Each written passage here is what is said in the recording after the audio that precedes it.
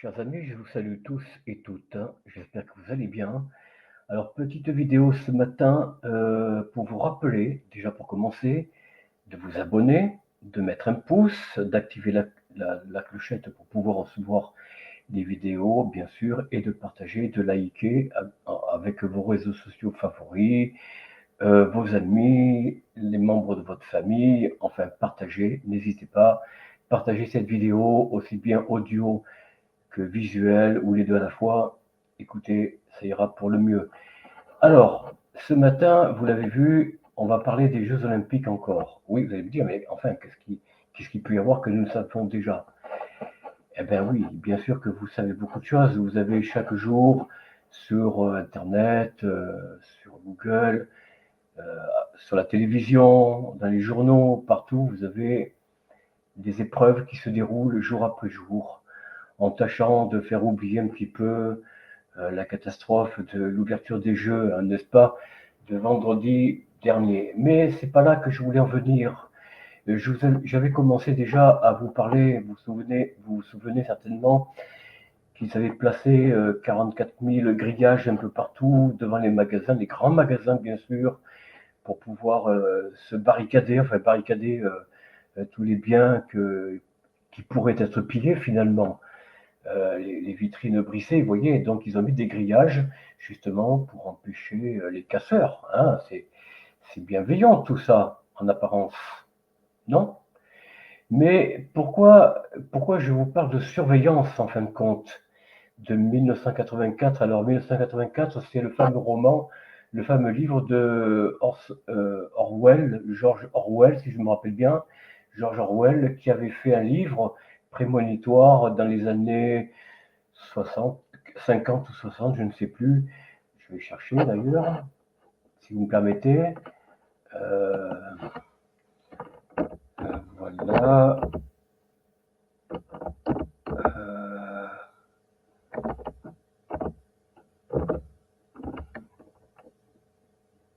George Orwell, voilà, écrivain britannique, c'est ça. Je ne me suis pas trompé. Voilà, donc on va voir son fameux livre. On va un petit peu voir ça ensemble. Je vais simplement vous montrer, alors c'est sur Wikipédia, vous avez la définition, sa date de naissance, voilà, 25 juin 1903, mort le 21 janvier 1950 à 46 ans, mort très jeune, vous voyez, à Londres, donc au Royaume-Uni. Mais je voulais vous parler essentiellement de son livre. Alors son livre, c'est 1984. Attendez, il a été écrit quand ce livre-là? Je ne sais plus. Il n'est pas indiqué apparemment. Alors, écoutez, on va essayer de trouver ça. Moins bon, les œuvres. Bon, évidemment. Bon, exemple, voilà, 1984, 1984 pour les anglo-saxons. Il a été écrit en 1949, semble-t-il. En 1949, et nous sommes plus en 1984. Alors j'enlève la référence. J'aurais pu la garder, mais c'est pas là le propos. Alors, je voulais vous montrer simplement l'image de ce qu'est Paris actuellement. Alors, nous sommes en 2024. Rien de nouveau. Qu'est-ce que j'ai fait là? Ah ben ça, alors j'ai enlevé carrément. Oh, d'accord. Ah non, c'est là. C'est là. Alors, on va vous mettre en partage. Je vais vous mettre en partage ce que moi j'ai trouvé comme article. Alors, c'est bon. Attendez. C'est où ça? Ah, il n'y a que ça? Ah bon? C'est quand même pas mal ça. Bah, ça va pas là. Ah oui, c'est ça que je cherchais moi. C'est ça, voilà. Je partage cette... D'accord, bon, évidemment.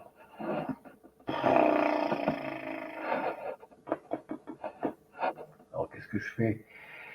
Voilà, alors, nous allons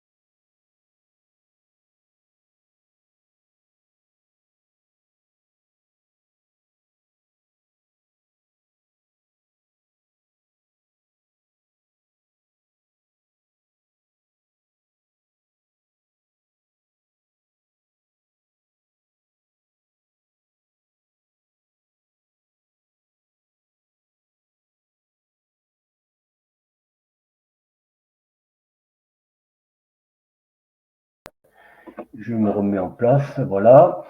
Donc, je vous parlais des incidents sur les lignes TGV, et comme par hasard, sur les lignes TGV, hein, attention, qui dessert toutes les gares à Paris, sauf Austerlitz, je crois. Enfin, si, en cas de dépannage, pour, pour délester un peu la gare de Lyon, mais sinon, généralement, la gare d'Austerlitz n'a pas n'offre pas les TGV en temps ordinaire. Seule la gare, je vous l'ai dit, hein, la gare de Lyon, gare Montparnasse, gare de l'Est maintenant, gare du Nord, bien sûr. Saint-Lazare, non. La gare Saint-Lazare n'a pas encore des lignes LGV. Ça ne devrait pas tarder avec la ligne Paris-Normandie. Mais pour l'instant, ce n'est qu'en projet. Donc, c'est en cours de discussion, mais là, il n'y a rien. Donc, toutes les gares TGV, donc c'est curieux, pas Saint-Lazare apparemment, pas Saint-Lazare et apparemment pas la gare d'Austerlitz. Donc, pas la gare de Saint-Lazare et pas la gare d'Austerlitz ont été bloquées. Seules les gares TGV. Il y a un mystère là-dessous, là, non, vous ne croyez pas? Vous pensez que les gens qui ont créé ces incidents, ou on ne sait pas, on ne va pas dire attentat pour l'instant, on se calme un peu. Bon, mais vous ne croyez pas que ces incidents. Alors en plus, ils ont quand même dit le jour même, alors là, ils n'ont pas répercuté depuis, hein, ils ont dit que ces incidents étaient bien préparés. Vous avez entendu? C'était bien préparé. C'est quelque chose qui n'a pas été fait au hasard sur ces lignes TGV, enfin aux abords des gares.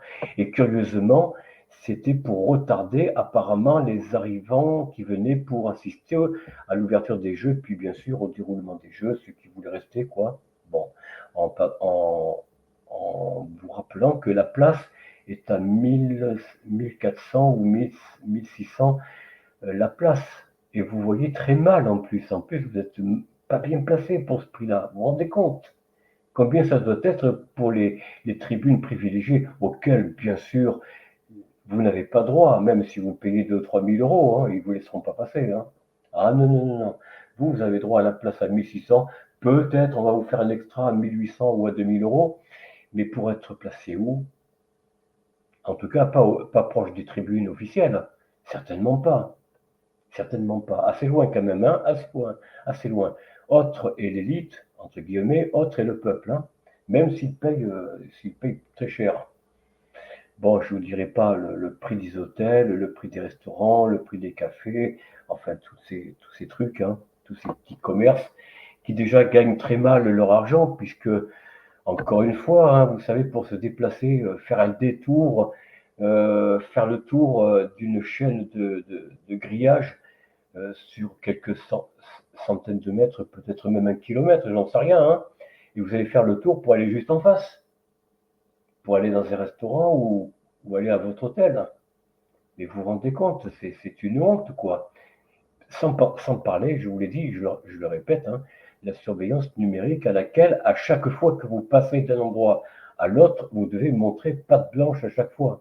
Parce que de partout, sur les extrémités des allées grillagées, vous avez une présence policière, militaire, et devant, bien sûr, les établissements, les hôtels, les bars, enfin les grands hôtels, les bars, les restaurants, bien sûr. Hein, voilà. Eh ben, écoutez, assister aux Jeux Olympiques, et puis de toute façon, bon, comme je vous l'ai dit, cette surveillance numérique, elle n'a pas commencé avec les Jeux Olympiques, évidemment, vous vous en doutez. Ça a commencé depuis déjà pas mal de temps, euh, à savoir, euh, à savoir avec les cartes d'identité, les passeports, ça a commencé par ça déjà. Hein. Maintenant, vous ne pouvez plus avoir une carte d'identité, une carte nationale d'identité, si elle n'est pas numérisée, c'est-à-dire avec des données que vous laissez, alors on ne sait pas, à des entreprises. Hein. Apparemment, c'est des entreprises. C'est des entreprises privées qui récoltent vos données, que ce soit en France ou je ne sais pas dans d'autres pays, mais en tout cas, ça s'est mis en place avec Bruxelles, hein, Madame van der Leyen, pour ne pas la citer. Ça s'est mis en place avec ce Parlement européen. Et la France a tout de suite dit oui, bien entendu, oui, oui, oui, madame, oui, oui, ne vous inquiétez pas, on va mettre ça en place rapidement. Les Français diront rien, ils vont peut-être aller, mais bon, vous inquiétez pas, tout rentrera dans l'ordre. Oui, c'est l'ordre orwellien, c'est tout à fait ça. La surveillance généralisée. Alors, ça a commencé avec les passeports, les cartes d'identité. Maintenant, c'est les Jeux Olympiques à Paris. Et demain, ce sera quoi? D'ailleurs, j'ai même aperçu au-dessus de Vitré, où j'habite moi, des drones. Un drone pour l'instant. Il y en a un ou deux. J'en ai vu un. Et je sais bien, vous allez me dire, mais oui, mais Raymond, c'est peut-être des drones privés, de gens qui font voler des drones. Oui, c'est possible aussi. Oui, oui, je suis d'accord. Mais curieusement, pendant un certain temps, j'ai vu au même endroit, pendant quelques semaines, hein, pour dire quelques mois, j'ai vu un drone au même endroit. Vous voyez? Alors je sais bien qu'il peut y avoir des gens, j'en ai vu ici à Vitré, qui avaient acheté des drones et qui les faisaient voler au-dessus de chez eux ou un peu plus loin. Enfin bon, voilà, évidemment. Alors je ne sais pas si cela est, comment dire, surveillé, les drones privés, j'en sais rien. En tout cas, je pense que la gendarmerie de Rennes, dont une antenne est à Vitré, je pense qu'ils ont des drones qui survolent, en tout cas un, probablement, qui survole Vitré. Je pense, oui. Et ça, les gens ici n'en tiennent pas compte. Ils se disent, ouais, c'est pas. Mais qu'est-ce que vous dites là des drones, moi je n'ai jamais vu, à part moi j'en possède un, je le fais voler au-dessus de chez moi. Ouais, mais est-ce que vous avez l'autorisation? Est-ce que tout ça n'est pas soumis à l'autorisation? Ah, mais oui, si, il faut des autorisations. Bon, très bien. Mais enfin, au même endroit, c'est curieux. Bon, quand c'est un individu qui possède un drone ou deux drones, j'en sais rien, bon, ben, il va se promener, il met son drone au-dessus de lui, de sa tête, et puis il se promène avec, et puis voilà. Mais ça va pas plus loin, mais il reste pas fixé pendant des jours, des semaines, au même endroit. Vous comprenez? C'est ça que je veux dire. Donc là, c'est à se poser des questions. Évidemment, ils se cachent bien de vous le dire, hein. Ils vont pas vous le dire, hein. La gendarmerie, vous les interrogez, ah non, non, non, il n'y a pas de drone. Ah non, où vous avez vu ça, vous? Où c'est que vous avez vu ça? Quel jour? À quel moment? Évidemment, comment vous voulez le prouver? Vous rappelez pas des dates, à moins de noter, mais encore faut-il avoir la preuve que c'est un drone. À mon avis, oui, c'est un drone. Parce que les étoiles, oui, d'accord, bon, mais on reconnaît une étoile d'un drone ou d'un avion quand même. On n'est pas idiot. Alors, revenant à cette sécurité qui va s'élargir sur la France et sur d'autres pays très certainement. Bon, la Chine, c'est déjà fait, hein. Il n'y a pas besoin d'en parler. La Chine, ils sont ultra surveillés de partout, où qu'ils aillent, hein. Oui, 3 milliards d'habitants, 4 milliards, il faut les surveiller, hein. Et donc, les caméras, alors là, par contre, en Chine, c'est avec les caméras à reconnaissance faciale, hein. Mais je pense que c'est le cas déjà à Paris. Bon, ils ne le disent pas, mais je pense on peut y penser quand même. Voilà, chers amis, je ne vais pas m'étaler trop là-dessus. Vous connaissez ma pensée maintenant. Moi, je vais vous dire, il y a beaucoup, il y a beaucoup à craindre pour l'avenir. L'avenir de vos enfants, l'avenir de nos anciens, de nos petits-enfants. Bon, moi, j'ai un fils et je crois qu'il a des enfants. Il a un enfant, je crois, je ne sais plus. Bon, là, voilà. Mais sinon, écoutez, veillez bien sur eux, prenez soin de vous, surtout, prenez soin de vos enfants, surtout également, de vos petits-enfants, de vos aînés. C'est très important, car on ne sait jamais, surtout si vous pouvez, je dis bien si vous pouvez, ne mettez pas vos anciens, donc vos grands-parents, vos parents très âgés, ne les mettez pas dans des EHPAD. En tout cas, choisissez bien l'EHPAD, hein, parce que je ne sais pas, mais c'est quand même. Je sais bien que les Français maintenant se débarrassent très souvent de leurs aînés parce que c'est encombrant.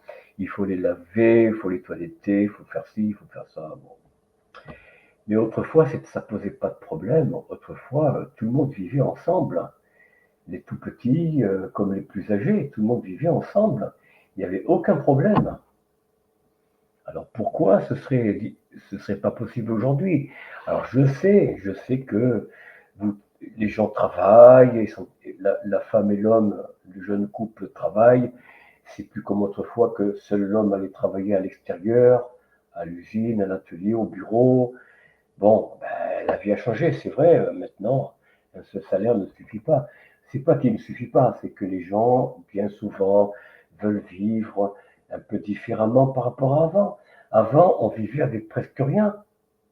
Avec presque rien. Moi, je me souviens quand j'étais gamin, j'étais tout petit, mes parents, ma mère travaillait de temps en temps de manière saisonnière bon, pour construire la maison. Vous voyez, on construisait, mon papa, il construisait une maison, enfin, avec son beau-frère, enfin, vous voyez, qui était maçon, tailleur de pierre, vous voyez. Donc, il construisait la maison. Mais sinon, un seul salaire suffisait en temps ordinaire. Ma maman restait à la maison le plus souvent. Pas toujours. Quand il fallait donner un coup de main, un coup de pouce pour la maison, pour la construction, faire les installations électriques, bon, monter les murs, bien sûr, hein, le toit, tout ça, bah, il fallait un coup de main financier supplémentaire. Et mon papa n'aimait pas les prêts. Ah, et j'ai pris un peu de lui pour ça, j'aime pas le prêt. Vous voyez, faire des crédits, je veux dire, faire des crédits, que ce soit pour une maison, une voiture, ben, on s'arrange autrement. On peut très bien s'en sortir autrement.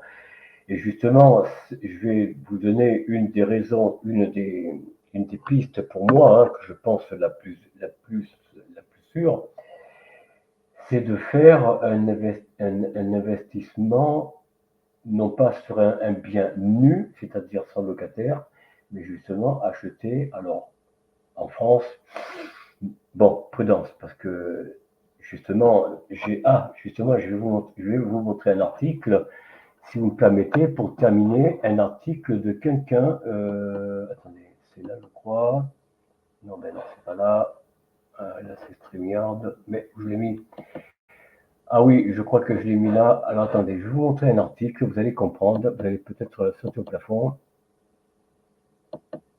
bon, ben ça y est, oui. Je vais vous montrer l'article de celle qui veut vraiment être premier ministre, une femme, je vous en ai parlé hier. Ah, qu'est-ce qui se passe là? Bon, je vais chercher l'article. Alors, le premier ministre, enfin, la candidate du parti NFP, hein, donc du Front de gauche, l'un des mouvements du Front de gauche, qui veut demander une rentrée d'argent d'environ 14 milliards, je crois 17, je vous avais dit 17 milliards hier. Bon, je vais un peu corriger parce qu'il y a un nouvel article, vous allez comprendre, vous allez voir que vraiment, faites attention à vos biens, nus ou occupés, faites attention à vos comptes bancaires, à vos placements, assurance vie et autres, hein, plantes d'épargne hein, notamment. Faites bien attention parce que, oui, il y a des lendemains qui vont déchanter pour tout le monde, pour moi certainement aussi, figurez-vous.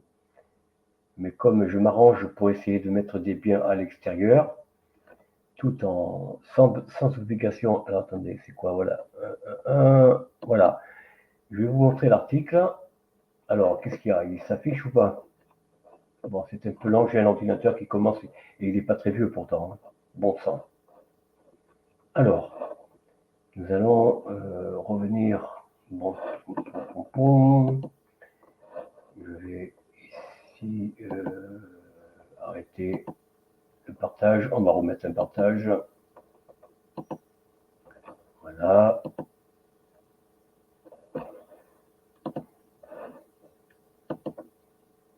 Alors, je vais vous montrer ce que Madame Castet, Madame Castet, je crois, je sais pas comment on dit, c'est ça, hein, Madame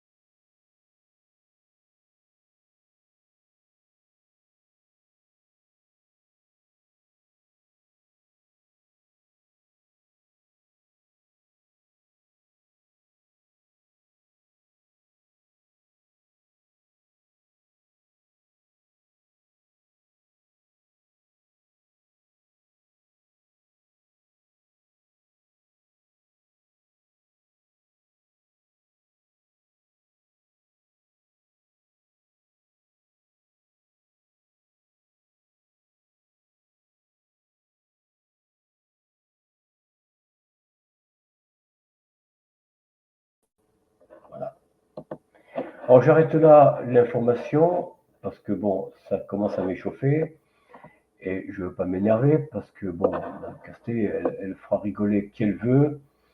Moi, elle ne me fait pas rire, la gauche ne me fait pas rire du tout. Tant pis, alors, pardon pour les électeurs de gauche, hein, tant pis pour vous. Hein. Moi, je cache pas ma préférence. Hein. Elle va ni à droite, ni à l'extrême droite, ni à la gauche, et ni à l'extrême gauche non plus. Hein. Moi, c'est plutôt la royauté. Maintenant, vous le savez, c'est la monarchie, enfin, avec bien sûr un parlement républicain, pourquoi pas, un parlement voté par les électeurs du pays, donc de France, n'est-ce pas? Pourquoi pas?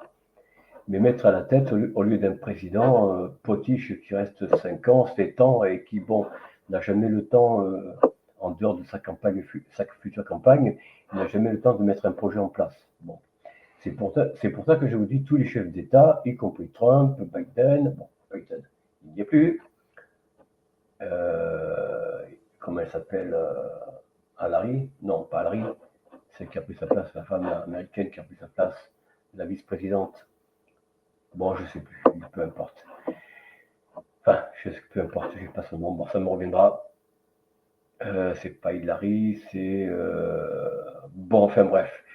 Bon, quel que soit le président, de toute façon, ils piochent tous dans la gamelle, dans l'état de leur pays respectif. Donc, il faut un roi en France. D'ailleurs, la Russie s'est pas trompée, il y a 4 ans environ, c'était bien avant la guerre, il disait que la France est un pays d'essence monarchique. Et on peut le dire, je ne serai pas poursuivi pour ça parce que la Cour de cassation l'a validé il y a 2-3 ans. On peut dire que la France est une république de passage, provisoire. Mais l'essence même, le ressenti de la France, de ce pays, regardez dans les petits villages, vous verrez, il y a toujours un côté un peu monarchique, un peu royaliste.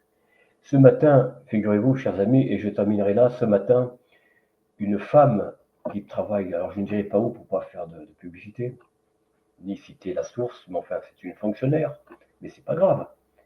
Et elle dit, vous aimez pas la Bretagne? Elle m'interrogeait, elle dit, mais si, justement, le charme de la Bretagne, c'est la grisaille des toits en ardoise, des pierres et tout ça. C'est ça le charme de la Bretagne, et le temps. Mais je dis qu'il y a rarement de soleil, c'est tout, il faut le dire. Et ça l'a un peu vexé. Ah, mais si ça vous plaît pas ici, si ça vous plaît pas, mais vous n'avez qu'à partir. Mais est-ce que je vous ai demandé si je voulais partir? Non. J'ai jamais dit que j'aimais pas la Bretagne. Mais c'est un pays où il y a peu de soleil. Il ne faut pas avoir peur de le dire. Qu'est-ce que ça veut dire ça? Pourquoi vous dites ça si j'aime pas la Bretagne? Quel est le rapport? Mais quel est le rapport? Il n'y a pas de rapport entre dire qu'un pays est trop ensoleillé ou justement pas assez ensoleillé. La Bretagne, il n'a jamais autant plu que cette année, que depuis quelques années. Moi, ça ne me gêne pas. Ça fait partie, bon, même si c'est... Et encore, l'Ouest France, je ne peux pas vous le montrer parce que c'est privé, c'est l'Ouest France, a dit il y a 2 jours, hein, 2 ou 4 jours,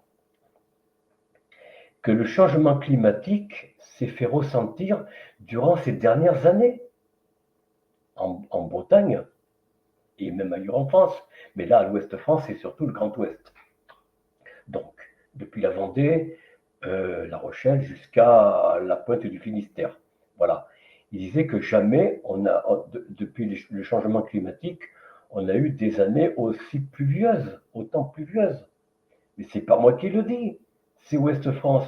Est-ce que vous prenez ces gens-là pour des idiots ou quoi, madame? Alors bien sûr, je ne vais pas parler de tout ça. Je n'avais pas trop le temps de discuter parce que le commerce s'ouvrait, mais voilà, c'est vous dire que, vous voyez, voilà, chers amis, donc il faut le dire, la France va très mal. On est un état de surveillance numérique, policière et militaire, puisque l'armée restera en France certainement, même après les Jeux probablement. Et comme je vous l'ai dit il y a quelques semaines, hein, il y avait eu des essais en 2022 ou 2023 dans le sud-ouest de la France, des essais militaires sur le bord des plages, où les gens ne pouvaient pas aller, puisqu'il y avait des essais militaires. À quoi ça a servi à votre avis? Eh bien voilà, on voit le déroulement aujourd'hui à Paris. C'est ça. Et petit à petit, ce sera pour toute la France. Et depuis un certain temps, même à Vitré, et ça c'est une première, cette année, ou il y a depuis 2 ans, on voit des véhicules militaires circuler dans Vitré. Non mais, c'est quoi ça? Alors qu'avant, il y a encore 4 ans, 3-4 ans, il n'y avait jamais rien. Moi, je suis là depuis 2012, j'avais jamais vu un véhicule militaire français ou même étranger sur le sol de Vitré, sur la communauté de Vitré. Et là, il y a 2-3 ans, c'était des véhicules de l'armée US des États-Unis. Et là, récemment, il y a quelques semaines, j'ai vu un véhicule, alors je ne sais pas si c'était un véhicule d'occasion ou quoi, un véhicule militaire, pas un tank, mais je ne sais plus quoi exactement, qui passait dans le centre de Vitré. Voilà. Donc ne vous y trompez pas, chers amis, nous allons tout droit vers 1984. Oui, je sais, vous allez me dire, mais c'est passé. Oui, mais c'est la surveillance dont je parle. Allez, chers amis, vivez heureux, soyez joyeux, c'est l'été, il y a du soleil, profitez bien encore, autant que vous le pouvez, parce que les jours sont comptés, hein, les semaines sont comptées, les mois sont comptés, et je ne sais pas s'il y en aura encore des années où on pourra librement aller sur le bord des plages. Voilà, je ne sais pas s'ils ne vont pas nous trouver des maladies, des virus, des bactéries, je ne sais pas s'ils ne vont pas essayer de nous empêcher d'aller nous baigner. En tout cas, pour l'instant, vivez heureux, chers amis, et je vous dis à très bientôt. Au revoir.